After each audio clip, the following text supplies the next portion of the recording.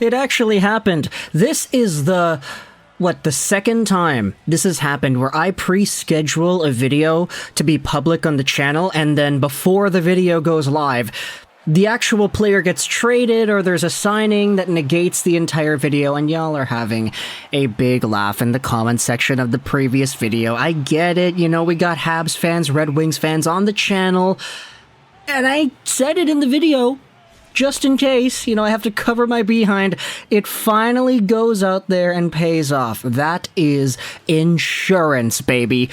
Just in case he gets traded, then we have ourselves a different conversation to be had. So I'm not entirely a clown. I'm kind of a clown because I'm pre-recording videos about trade rumors, but this is our scoop.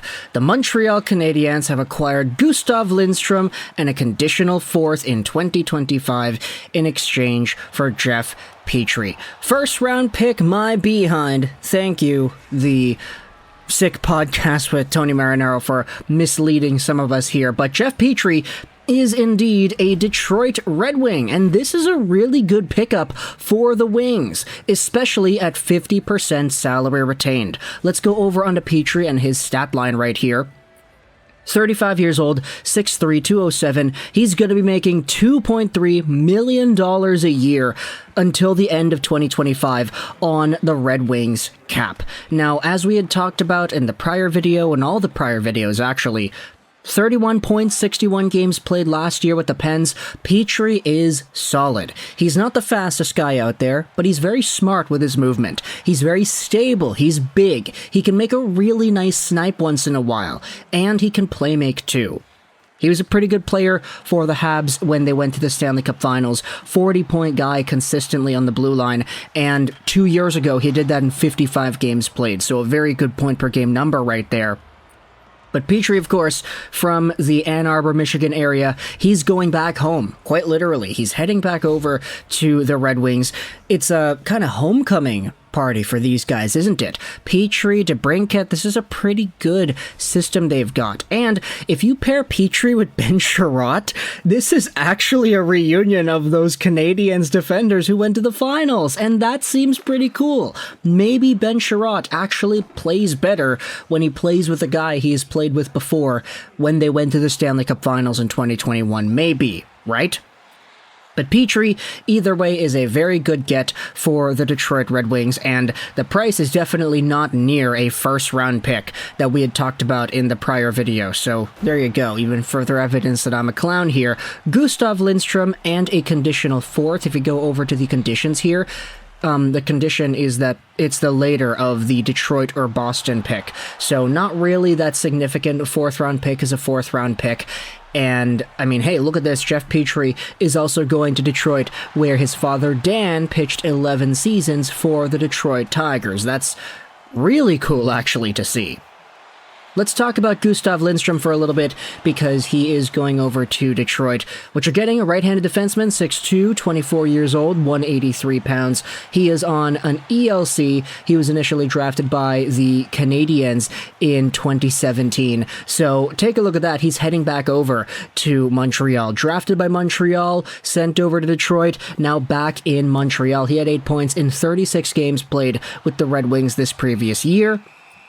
I actually kind of forgot. Why was he sent over to Detroit in the first place? Is this because he was a free agent? I think so. Something like that.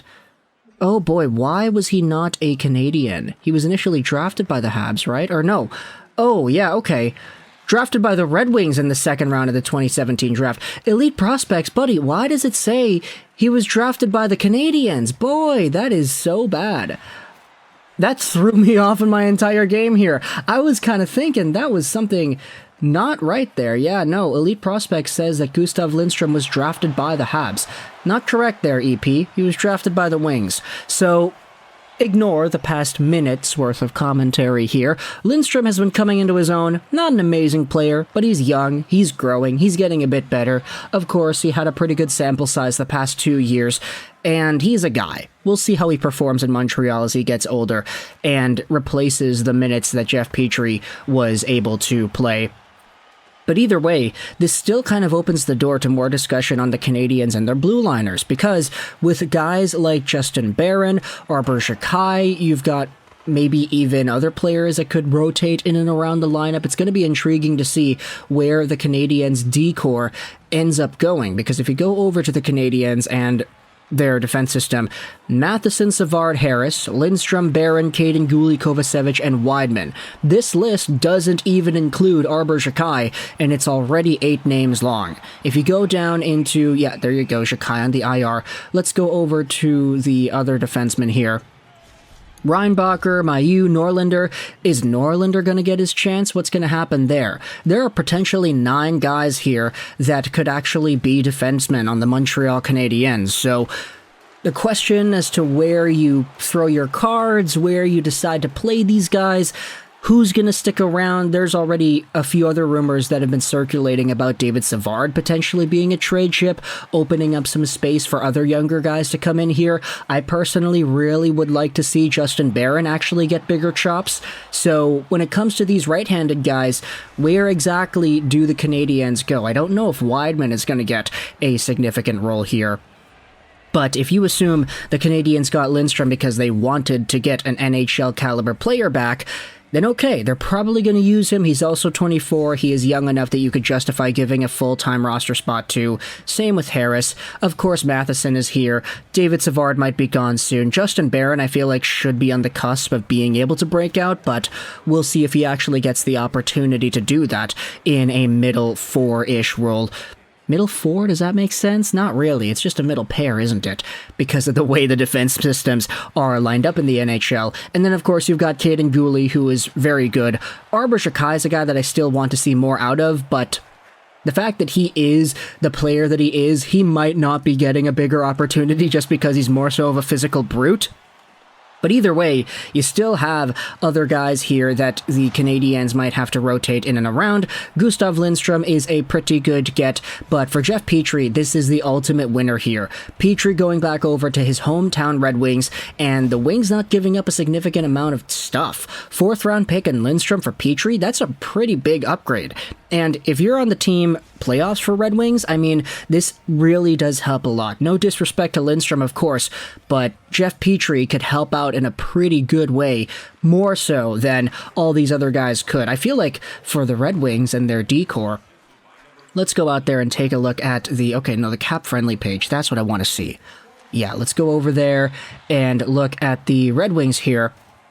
Their defense core: Sherratt, Gostisbehere, Hall, Wallman, Mata, Petry, Seider, McIsaac. All right, that's a lot better than last year, even with Ben Sherratt still being there. Shane Gostisbehere and even Jeff Petry, these guys could be power play quarterbacks, but of course, you still want Moritz Seider to be able to do his thing. So I'm kind of questioning where the Red Wings go with their defense systems on the power play.